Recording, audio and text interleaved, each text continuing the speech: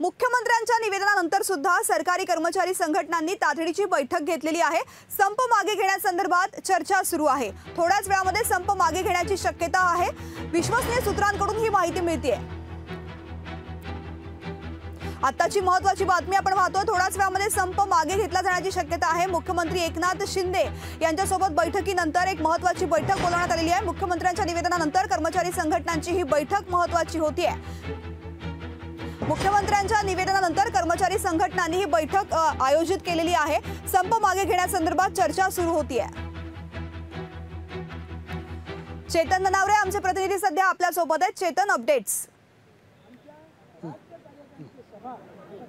तृप्ती, निश्चितच आता सर्वात मोठी बातमी आणि सर्वप्रथम लोकशाहीवरती आपण देत आहोत। मुख्यमंत्र्यांनी आत्ताच विधानसभेमध्ये स्वतः निवेदन दिलेलं आहे आणि जुन्या पेन्शन संदर्भातील निर्णय काय होणार त्या संदर्भातील माहिती दिलेली आहे। आणि काल मुख्यमंत्र्यांनी दोन्ही उपमुख्यमंत्र्यांसोबत चर्चा केलेली समितीचे प्रमुख आणि निमंत्रक विश्वास काटकर आपल्यासोबत आहेत। विश्वासजी, काय सांगाल? आता तुम्ही दिलेल्या एकंदरीत ज्या प्रकारची चर्चा केलेली होती, तुमची मागणी होती त्याप्रमाणे मुख्यमंत्र्यांनी निवेदन दिलेलं आहे। भूमिका काय आहे समितीची? कारण लोकांचे हाल होत आहेत संपामुळे।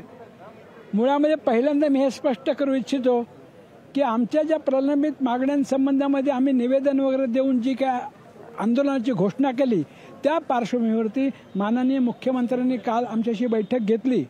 परंतु बैठकीमध्ये मुख्य जी मागणी आमची जुनी पेन्शन सर्वांना पूर्वलक्षी प्रभावाने लागू करा जी होती आणि इतर 17 मागण्या होत्या त्या संबंधामध्ये कुठल्याही प्रकारचा ठोस असा निर्णय किंवा आराखडा त्या ठिकाणी आम्हाला मिळाला नाही।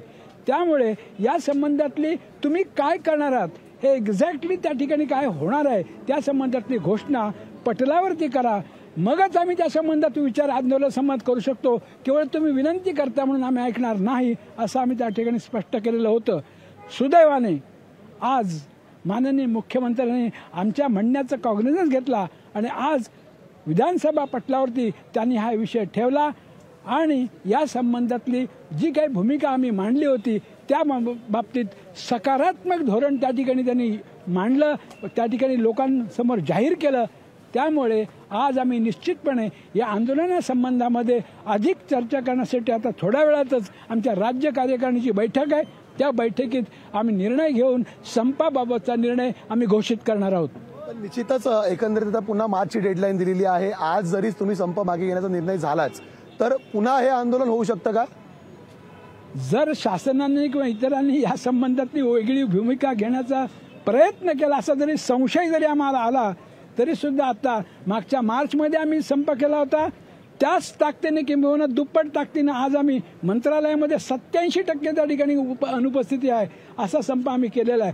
त्यामुळे ही परीक्षा आमची शासन घेणार नाही असं आम्हाला वाटतं। पण आजच्या मुख्यमंत्र्यांच्या निवेदनावर तुम्ही समाधानी आहात का?